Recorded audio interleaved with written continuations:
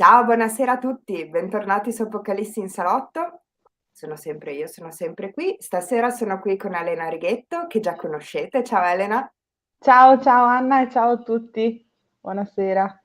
Dopo ve la ripresento, perché ovviamente bisogna sempre rinfrescare la memoria dei nostri giovani e non più giovani ascoltatori. Nel frattempo, mentre vi accomodate, io faccio partire come sempre la nostra sigla, così avete tutto il tempo di mettervi sul divano con la vostra tazzina di caffè, tè, ammazza caffè, birra, vino, quello che volete. Ci vediamo fra 1 minuto e 25 con questa serata folklore e magia popolare del Veneto con Elena Righetto. A fra poco!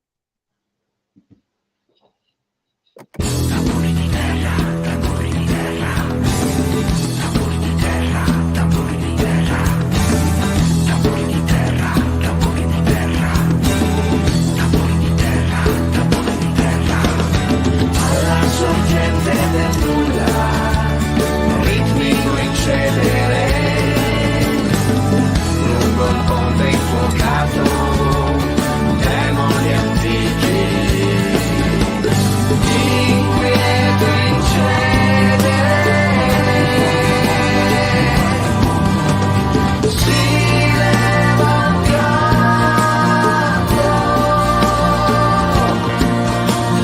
furiosa alba dell'eroi.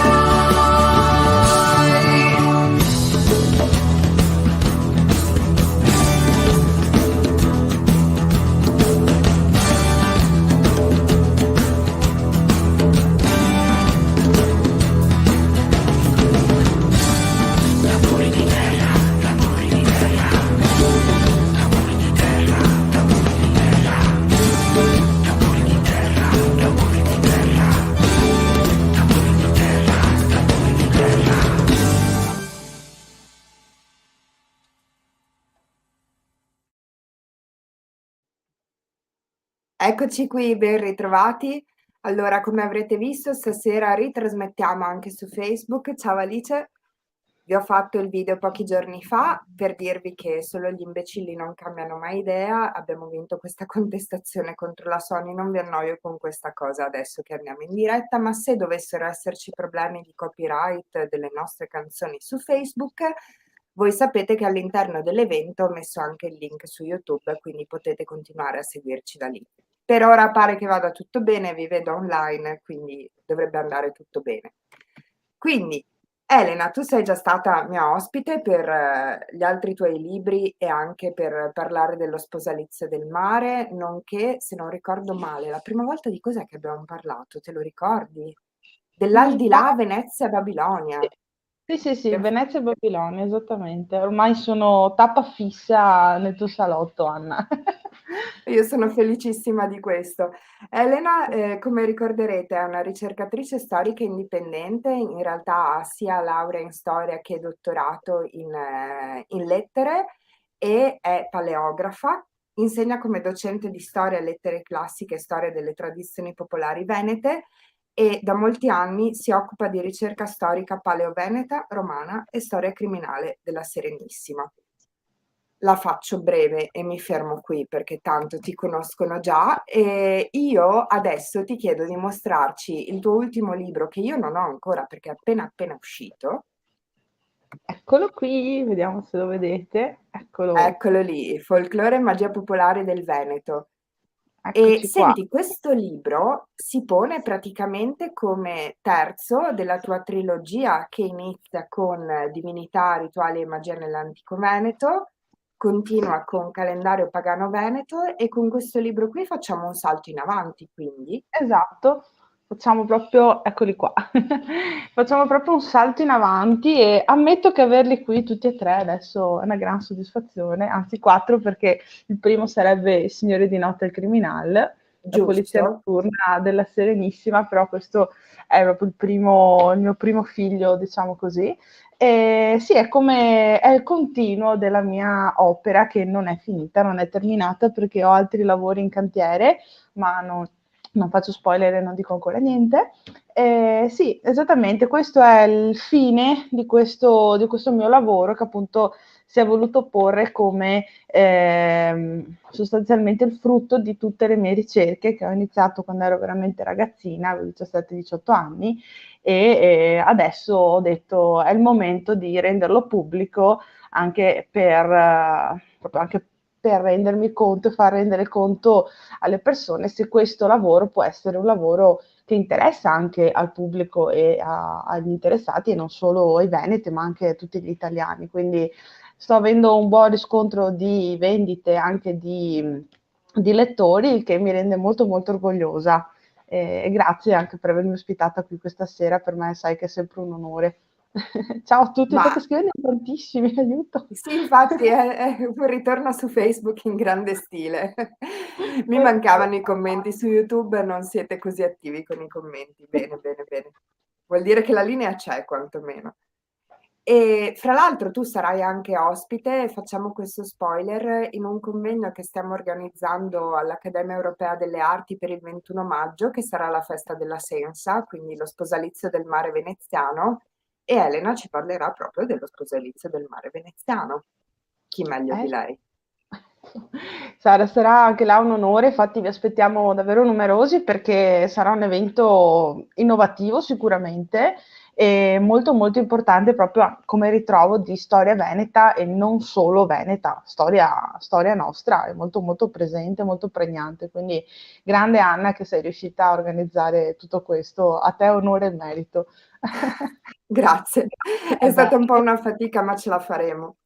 Ma assolutamente. veniamo assolutamente adesso al tuo libro, perché io non posso vedere l'indice, ovviamente, quindi ci dici tu di che cosa hai parlato questa volta. Certo, assolutamente sì. Allora, questo libro, per chi lo ha già sotto mano, insomma, chi è già arrivato anche con un po' di ritardo rispetto alla data prevista di pubblicazione, ma insomma ormai è disponibile ovunque, online, in tutte le librerie, le migliori librerie.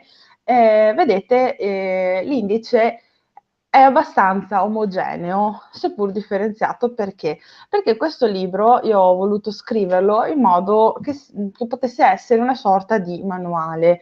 Questo cosa vuol dire? Non vuol dire che è un manuale di stregoneria veneta, perché se vi dicessi una roba del genere sarei una delle tante cialtrone che vi vende fuffa per oro o altro, ma questo è un manuale, fra virgolette, per poter iniziare autonomamente a fare ricerca sull'argomento. Quindi, come gli altri miei libri, io ho cercato nel miglior modo possibile di dare una linea guida in base anche soprattutto alle mie ricerche e a tutto ciò che ho studiato, scusatemi, ma il raffreddore ha beccato anche me, studiato in questi anni, e pertanto questo indice è stato strutturato in modo tale da aiutarvi a comprendere meglio l'argomento.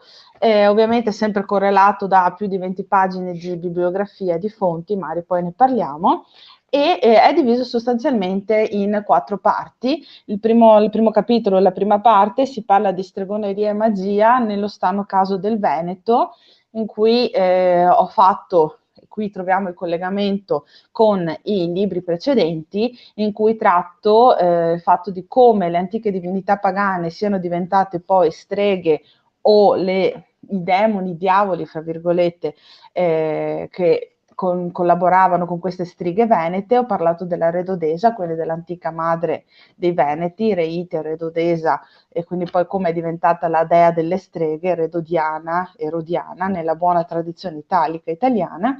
Poi ho parlato della magia e della figura del diavolo nelle streghe veneziane del Cinquecento e nelle carte dei tarocchi, quindi parlo anche della lettura dei tarocchi e delle carte alla veneziana. E sostanzialmente ho chiuso la prima parte, il primo capitolo, parlando proprio dell'Inquisizione a Venezia e di come appunto le streghe in realtà vivessero nel territorio della Serenissima una vita particolare, non erano, come dire, perseguitate come noi ci immaginiamo da Hollywood e dalle classiche storie dell'Inquisizione spagnola, ma era una situazione un po' particolare. Poi nella seconda parte ho trattato racconti, processi e reali testimonianze di stregoneria, Quindi parlo proprio dalla fine del 400 alla seconda metà del 1700, ma ho voluto trattare l'argomento non come possono aver fatto altri autori, semplicemente traducendo il processo e mettendolo a conoscenza come documento, ma ho voluto raccontare la storia di queste donne e di queste persone. L'ultima parte ho anche dato vita alle parole di Giacomo Casanova, perché sono riuscita a trovare un documento scritto di suo pugno in cui proprio parlava del suo incontro con una strega ed è molto particolare. Poi la seconda parte parla di alchimisti speziali, beneandanti e gli scolari vaganti della scuola nera degli alchimisti e dei veneziani, classici, quindi tutta la parte alchemico-esoterica un po' più pregnante. E dal capitolo quarto, il quinto e il sesto ho trattato nello specifico delle strigarie. Ecco Wow. così. Sì. Quindi, quindi proprio nel capitolo riguardo alle strigarie, qui ho proprio un capitolo corposo in cui ho selezionato tutto ciò che era riguardo la pratica della stregoneria a Venezia e nel territorio del veneziano. Quindi parlo di come si diventava strega, quali erano i patti con le varie entità, i pignatei, che cos'erano i pignatei, quindi com'era la trasmissione della stregoneria, il come riconoscere una strega nella tradizione veneta, e ho anche trattato nello specifico fatture, controfatture, altre pratiche magiche che erano proprio tipiche della magia e della stregoneria veneziana e veneta. Infine poi ho trattato in modo, vi dico già, abbastanza en passant, quindi solo una ventina, 25 pagine, riguardo le creature magiche e gli spettri della tradizione veneziana, che erano comunque legati alla stregoneria. L'ultimissima parte del libro invece è un regalo che ho voluto fare ai miei lettori, perché vi ho proposto in lingua veneta più di 20 pagine di documenti di leggende veneziane popolari tradotte da Giuseppe Bernoni del 1874. Quindi vi ho proprio portato il documento che non ho voluto traslare in italiano, in lingua franca, come si dice, proprio perché appartengono alla lingua veneta e come tali devono essere, a mio avviso, tramandate. Tutto qua. Beh, insomma, hai detto niente.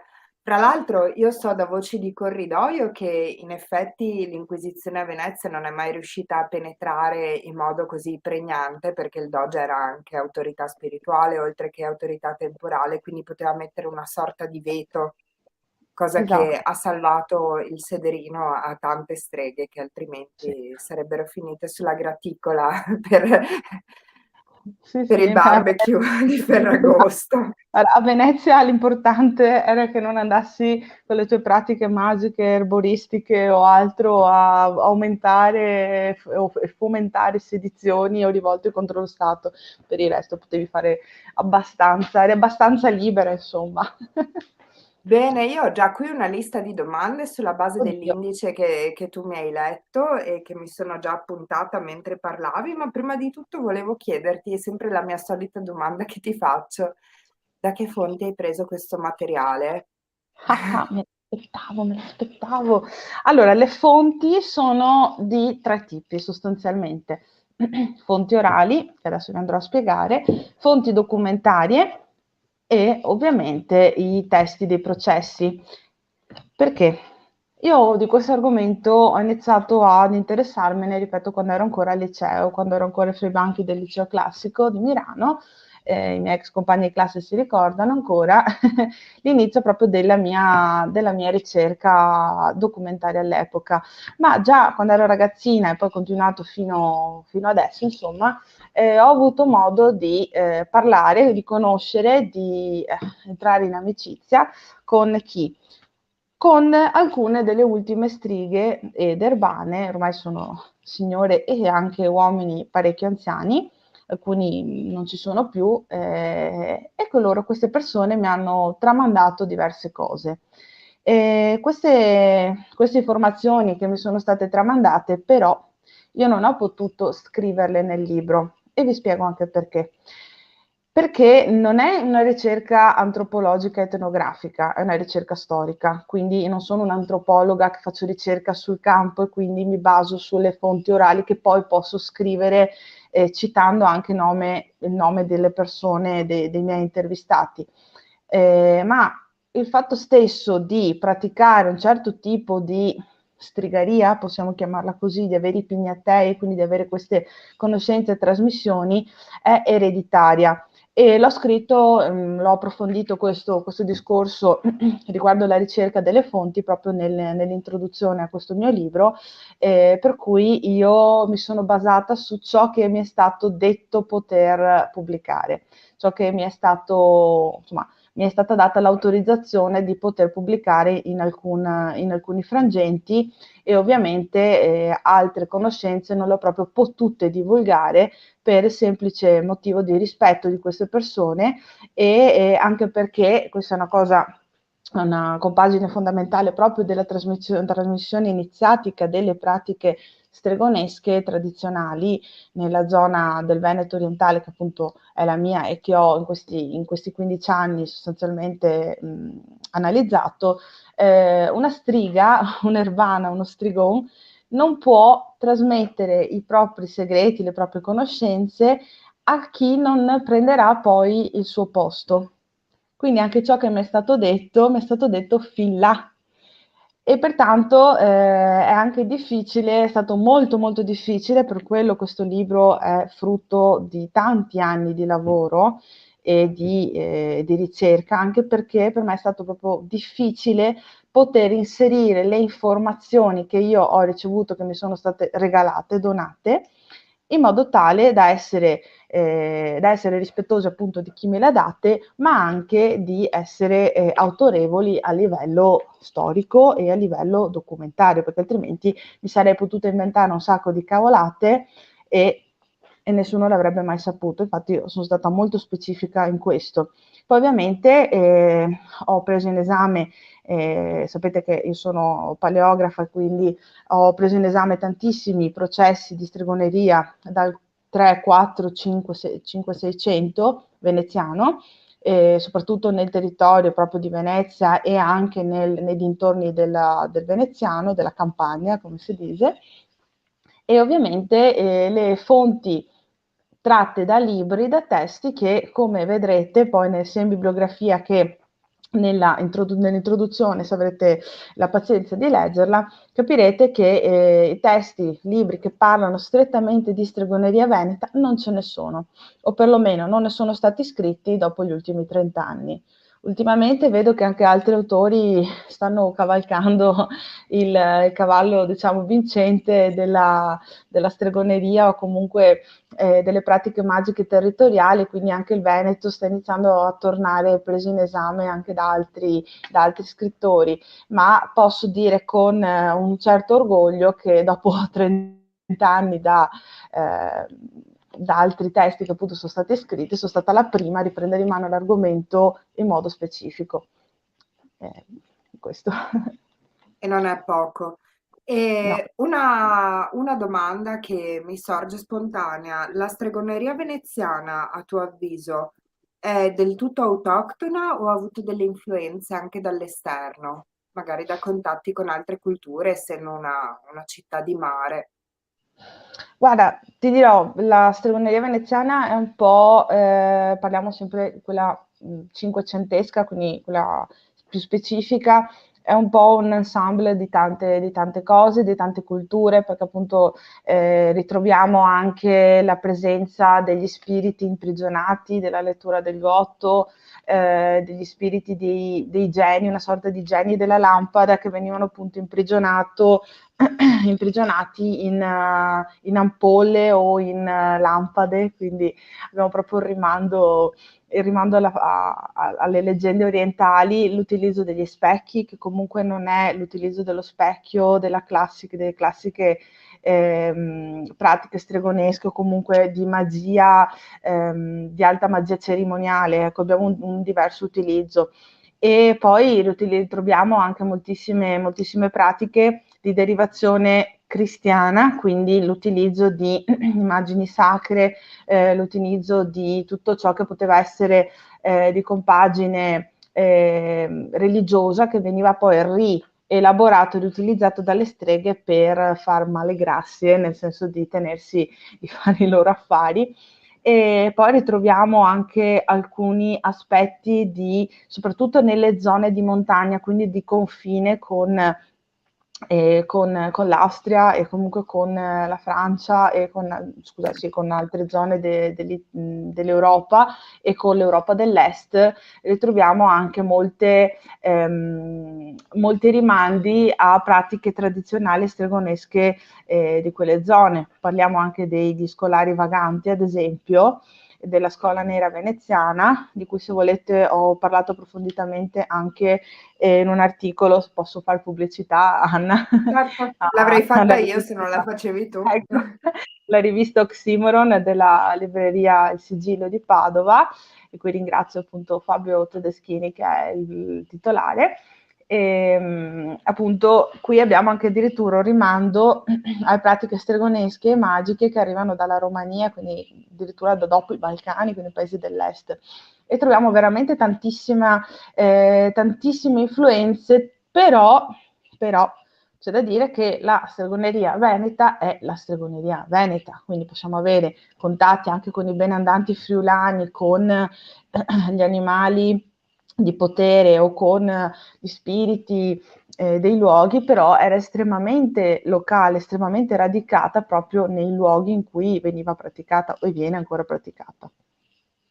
Perché in effetti io volevo riconnettermi proprio ai tuoi libri precedenti, nel senso che tu hai Mhm. fatto una ricerca molto specifica sulla spiritualità paleoveneta che risale a prima del periodo espansionistico della Serenissima e anche dei contatti più stretti con le altre culture. Penso appunto alla colonizzazione di Creta e Cipro, che può avere favorito degli scambi, per esempio, con il Medio Oriente o con i paesi arabi, che poi magari sono confluiti in alcune, come si può dire, influenze sulla stregoneria veneta che possono provenire anche dall'esterno, però nella tua ricerca sui paleoveneti tu avevi già individuato un nucleo fondante della Sì. magia e della tradizione veneziana, quindi quel nucleo lì mi confermi che permane anche dal 500 in avanti, che è il periodo a cui è dedicato questo libro, e quindi è anche possibile riconoscere in qualche modo le interpolazioni e tutto quello che viene dall'esterno, perché ricordiamo che Venezia è un crocevia e quindi sicuramente ha avuto degli scambi con altre culture, ma mi confermi che il nucleo della spiritualità paleoveneta permane.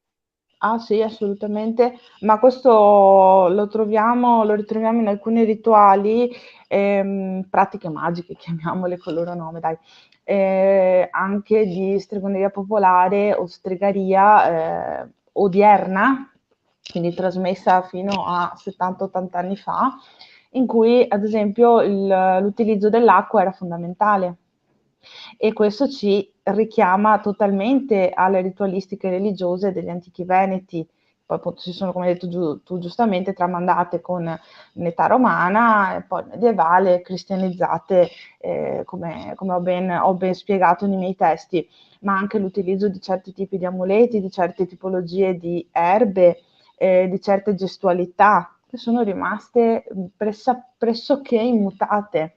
E questo, ma anche lo stesso fatto di festeggiare gli antichi sabba, i sabba stregoneschi, quindi queste feste, questi raduni di queste streghe, di questi strigoni, in realtà ricalcavano esattamente le festività pagane tradizionali antiche, quindi Samonios, fino alla grande adunanza del 11-12 novembre, quindi con il gioco dell'oca, con l'oca sacra e il periodo di San Martino. Quello era proprio il periodo, come abbiamo già parlato, di Samonios, quindi del ritorno dei morti nel mondo dei vivi, ed era tipicamente festeggiato dalle streghe, o la notte di San Giovanni, o le tempora notturna, quindi le 4 tempora annuali, o lo stesso fatto, ad esempio, di ricalcare certi rituali, certe festività importanti durante la settimana. Tanti si chiedono perché le streghe si riunivano il sabato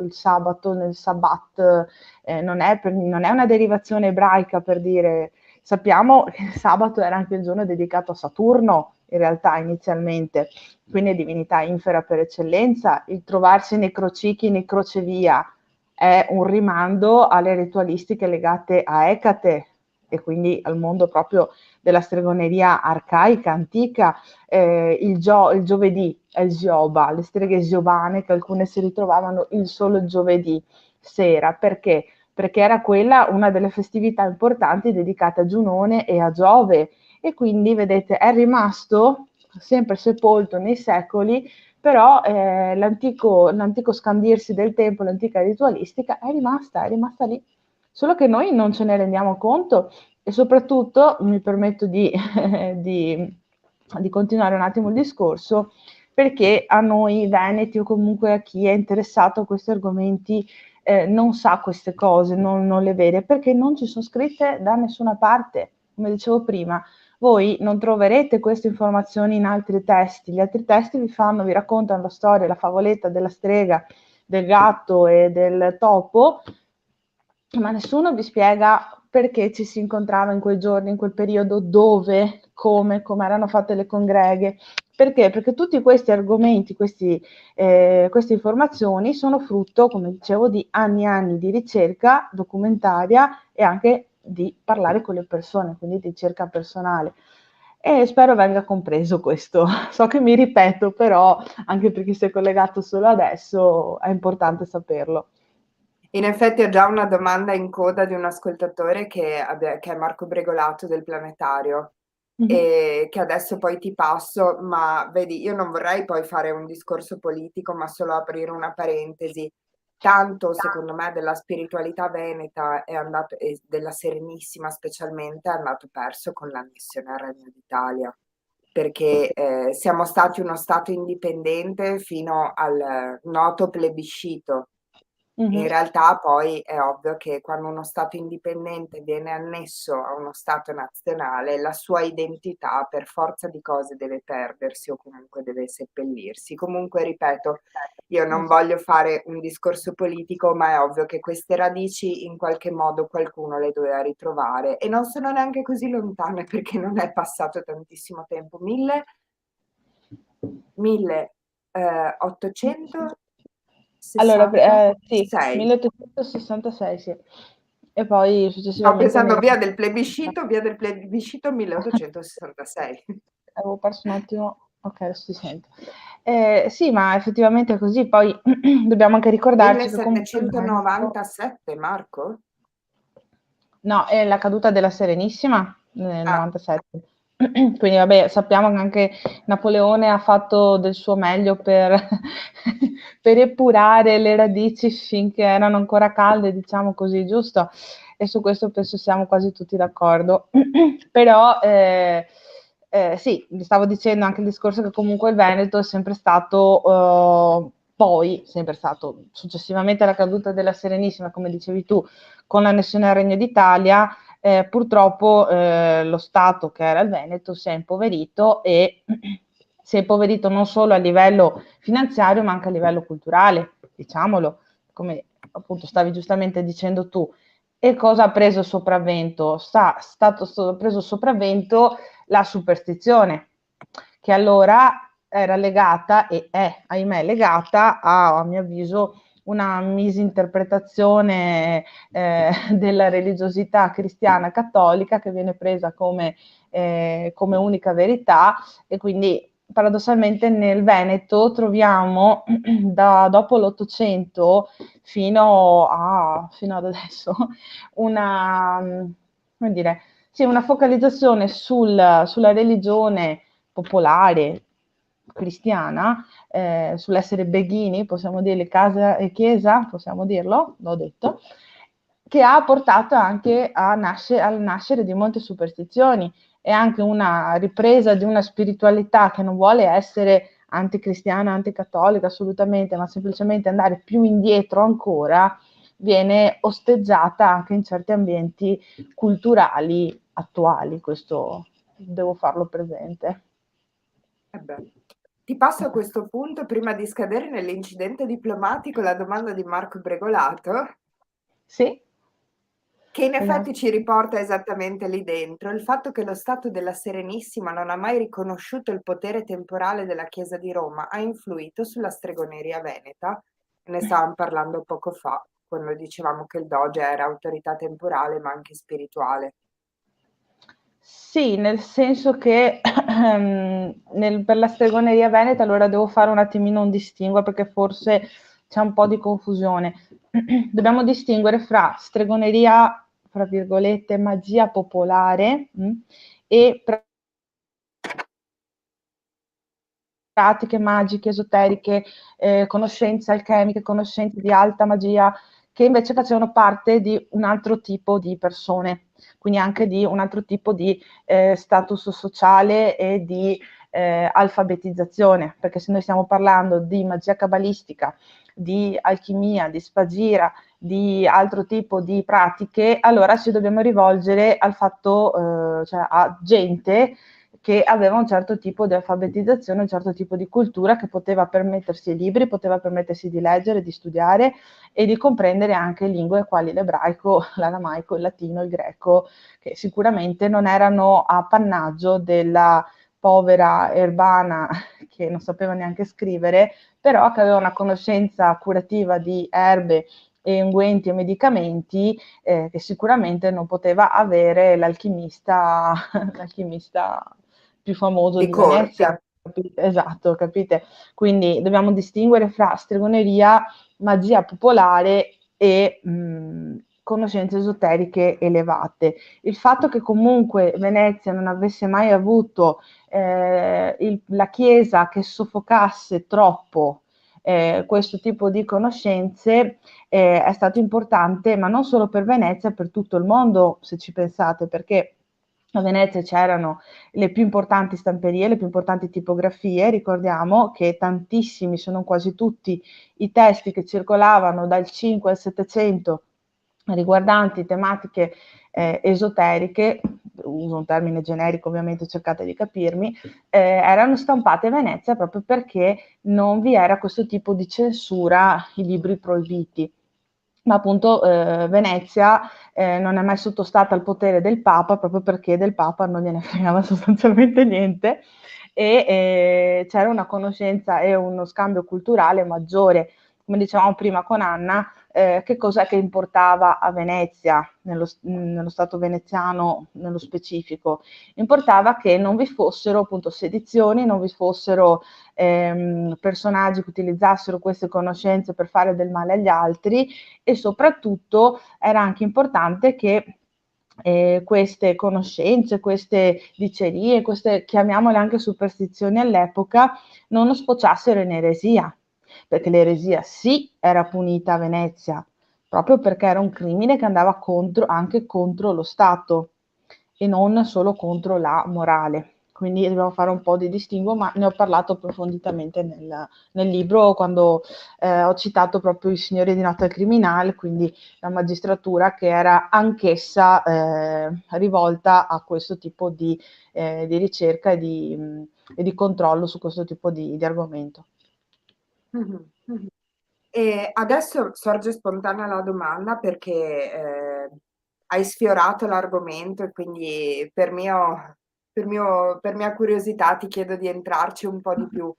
Tu hai parlato anche di ambienti culturali altolocati in cui appunto c'erano circoli alchemici, stamperie Mhm. di un certo livello e ambienti culturali anche alfabetizzati che si dedicavano a tematiche esoteriche. E volevo chiederti appunto che rapporto ci può essere fra quegli ambienti e il nucleo religioso paleoveneto. Mi spiego meglio. Mm. Il popolo paleoveneto aveva delle credenze, no? Negli ambienti iniziatici della Venezia, diciamo dal 500 in avanti, il substrato culturale che dà vita a questi ambienti che sono aristocratici sostanzialmente, no? Adesso magari ce ne parlerai meglio. trovava qualche spazio la religiosità paleoveneta o degli strascichi di essa, oppure la tradizione iniziatica era molto diversa e se sì, da dove si radicava? Allora, domanda complessa, a cui cerco di rispondere in modo semplice. No, perché comunque tutto ciò che riguardava l'archeologia veneta antica, sappiamo che è stato scoperto a fine 1800. Quindi prima semplicemente non si sapeva. Si aveva qualche conoscenza del fatto che ci fossero stati i romani in qualche momento, in qualche tempo qui, però non si aveva la conoscenza di ciò che c'era prima. Ok, quindi paradossalmente ritroviamo strascichi di conoscenza popolare, quindi di tramandarsi queste tradizioni più che spirituali, proprio pratiche, anche di conoscenza appunto di erbe o di rituali scaramantici, di amuleti, di talismani, che ha sicuramente qualche riscontro con la religiosità veneto, paleoveneto, veneto arcaica, la ritroviamo nelle campagne. E quindi, come vi dicevo, in tutto quel ambass della magia popolare, ehm, della magia contadina, se vogliamo chiamarla così, perché era rimasta pagana nel senso del pagus, del villaggio, del vicus e quindi del paese di campagna. In città, ma anche a Padova, ma anche a Treviso, quindi nelle grandi città della Venezia in generale, si parla Venezia e Istria, ricordiamocelo sempre, però non era rimasto molto. Quello che era rimasto è stata proprio la ripresa in ambienti, come dicevamo prima, alchemici, esoterici, che che erano arrivati a Venezia o sono sempre stati a Venezia, questo è un po' un mistero in realtà, proprio sia dal nord Europa, quindi da Praga, da quelle zone lì, ma anche dalla Germania, dall'Inghilterra e anche tantissime conoscenze esoteriche provenivano dall'Oriente, dal Medio Oriente sicuramente perché ritroviamo tanti testi arabi, persiani, quindi ricordiamoci ottomani, anche se erano turchi, i veneziani con i turchi se le sono date per parecchio tempo, però non hanno mai rigettato, non è stato rigettato il bagaglio culturale che comunque veniva importato anche da altri paesi, dalla Grecia, tantissimo dalla Grecia, dall'Egitto, quindi proprio Venezia e soprattutto negli ambienti del patriziato, ma non solo del patriziato, anche di un certo giro di cortigiane, per cui possiamo anche citare la famosa Veronica Franco, che anche lei è stata accusata di essere una strega perché sostanzialmente riusciva a fare quello che voleva ai suoi amanti, che erano dei patrizi. E quindi anche le cortigiane che avevano un certo tipo di alfabetizzazione, che appunto, come vi dicevo prima, sapevano leggere e scrivere e avevano anche un certo tipo di convenienza ad avere conoscenze di questo tipo, poi andava anche un po' di moda, diciamocelo, andava di moda e quindi abbiamo un riscontro in questo, ma non altro, non oserei espormi di più. Però hai detto una cosa, ehm, se questa tradizione esoterica sia arrivata a Venezia o se sia nata lì, e questo non lo sappiamo. No. Io sottolineo questa frase nel senso che volevo capire più o meno a quando risalgono le fonti dell'alchimia a Venezia. Ma le fonti dell'alchimia strettamente veneziana risalgono al 400. Adesso stavo anche riguardando e ne ho parlato proprio tra il XVI e il XVII secolo. Quindi possiamo parlare di una alchimia a Venezia strettamente connessa con queste date, ecco. E a Venezia possiamo anche parlare di un'alchimia meno esoterica di quel che si pensi, perché in realtà parliamo di studi di protochimica più che di alchimia in sé e quindi poi pensiamo a Palazzo Lezze, famosissimo Palazzo Lezze o a Canereggio, che comunque è un quadro che parla di un'opera alchemica, quindi ci sono delle cose veramente interessanti. L'unica cosa che però mi piacerebbe dire che Marin Sanudo, quando ha scritto De origine situ magistratibus urbis Venezia, quindi dell'origine di Venezia, ve lo leggo proprio dal testo, dichiara che Venezia fu comenzata a edificar nel 421 AD 25 marzo in giorno de Venere, bellezza e Venezia.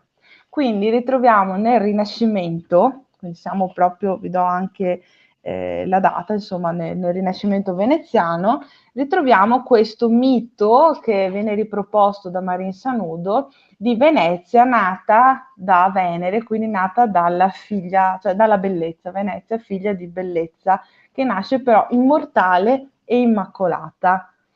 Questo è molto particolare, dato che è stato appena adesso il compleanno di Venezia, è bello anche ricordare questo. Roba che Roba non c'entra niente con lo sposalizio del mare e le nozze sacre di cui parlavamo la volta scorsa. No, non credo, Zero. non c'è, no. Comunque, oggettivamente a livello di fonti non possiamo dire che c'entri qualcosa, No, però, infatti. no, assolutamente, però effettivamente è particolare che proprio il Sanudo ci venga a dire questo, che mi ci ha fatto pensare che è proprio un collegamento con l'antica divinità, con Venere, quindi la patria la madre dei Latini, ma anche dei Veneti in questo senso. Una che Ed è non nasce dal mare, che non c'entra niente con le nozze. assolutamente no, ma cosa dici? Su, via, cosa dici? No, Cosa no, dici? no, siccome sei tu la paleografa, io queste cose qua le posso anche dire. È Tanto sono vero. solo la conduttrice ignorante io. Ignorante, come no, certo. Poi anche interessante, volevo farvi vedere, ma non so se lo trovo, comunque eccola qui, della tavola dello Splendor Solis di Salomon Trismosin, che adesso non si vede proprio niente, comunque nel libro non si vede niente, la trovate. A un certo punto qua sotto, anche se si vede poco, comunque lo trovate nel libro, vi è anche la rappresentazione di una gondola. Quindi proprio in una dei più importanti testi alchemici vi è disegnata una gondola come simbolo sia lunare ma anche iniziatico di altro tipo. Quindi sicuramente l'alchimia a Venezia, per quanto merita uno studio, e ci sono altri autori che ne stanno approfondendo, però è veramente un mondo da scoprire. Chissà, poi magari me ne occuperò, chi lo sa. Tra l'altro, proprio oggi mi è arrivato un libro che, vabbè, poi ne parliamo dietro le quinte perché non voglio rubarti tempo, che è, non so se si legge, Guarcadumia contra Alchimiam. Ce l'ho qua, la sto traducendo. Ah, davvero? Volevo chiedertelo perché ho visto che è una copia anastatica in Sì. latino e il Allora, ce problema l'ho. non è tanto il latino, è che è una copia anastatica, quindi cioè, è proprio la grafologia il problema lì. Sì. Infatti non esiste traduzione della War Academia contro Alchimiam, ne avevo parlato tempo fa con Lara Pavanetto, che saluto, collega, cara amica, e sto traducendo attualmente anche la War Academia, che è parecchio complessa proprio perché è un lavoro difficile e il mio tempo è quello che è. Però appunto non esistendo traduzioni in italiano, e dopo non so se esistono in inglese, in francese o in tedesco, però da quel che so non esistono e appunto me ne sto occupando, è già un annetto che ci sto lavorando sopra. È Bene. particolare. Sì, magari dividiamoci anche il lavoro perché volevo tradurla anch'io. Ora dimmi che facciamo un lavoro solo, no? Infatti. Scusate. Bene. Scusate, questo esula dalla diretta, ma Ciao. speriamo che possa interessarvi. Se volete, c'è una bellissima copia anastatica di questo manoscritto alchemico che si dice fosse studiato a Venezia e fosse una delle basi della scuola alchemica veneziana, per quello ci interessa.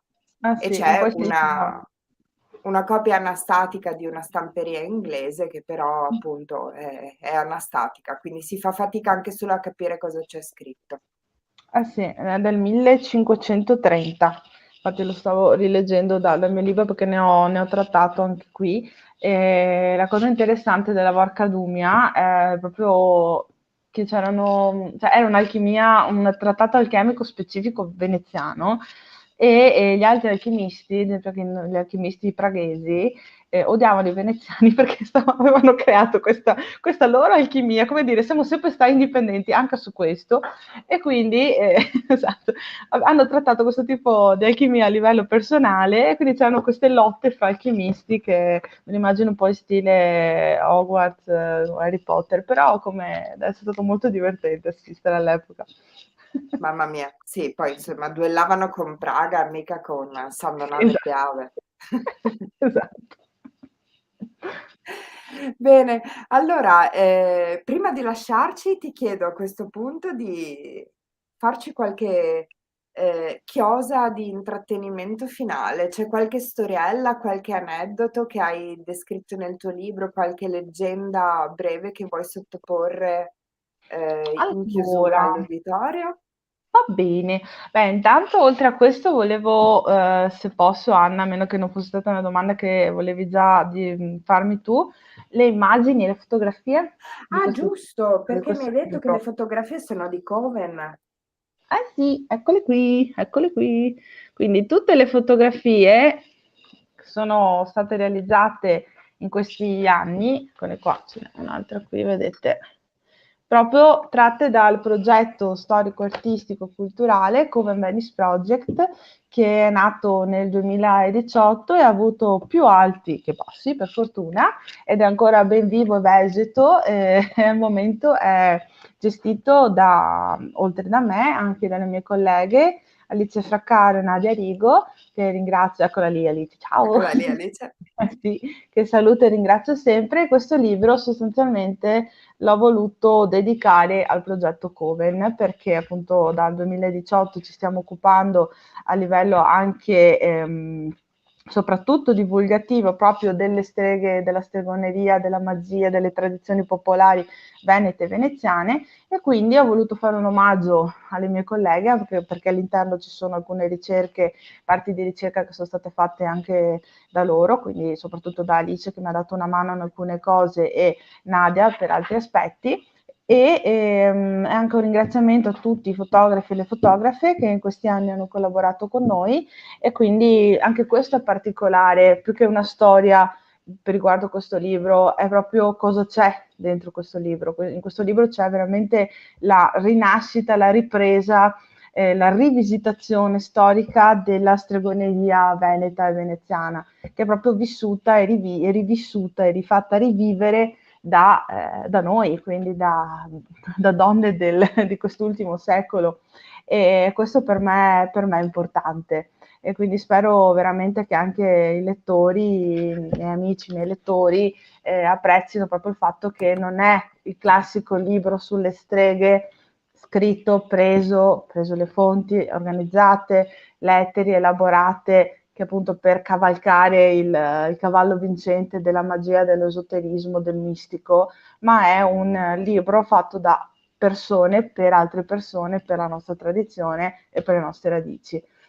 Quindi io mi sentirei di concludere così, più che con una storiella interessante, sai, se non ti dispiace. Direi che è una storiella più che interessante, anche perché andatevi a vedere la pagina di Come Venice Project, oltre alle foto che sono meravigliose, ci sono veramente tantissimi contenuti e tante pillole di storia in dei post apparentemente brevi che in realtà pillole non sono, perché sono poi ricche di riferimenti e di bibliografia, quindi potete anche poi andare ad approfondire quello che vi interessa. Grazie E Anna. io a questo punto, se ti posso rubare un minuto, volevo ricordare che dopodomani noi teniamo la festa di inaugurazione di questo progetto che si chiama Arte e Magia, che è con la E commerciale accentata, quindi si può leggere sia Arte e Magia, sia Arte e Magia. E siamo in una bellissima villa a Musestre, una frazione di Roncade a Treviso, una villa veneta dell'Ottocento che è sede dell'Accademia Europea delle Arti.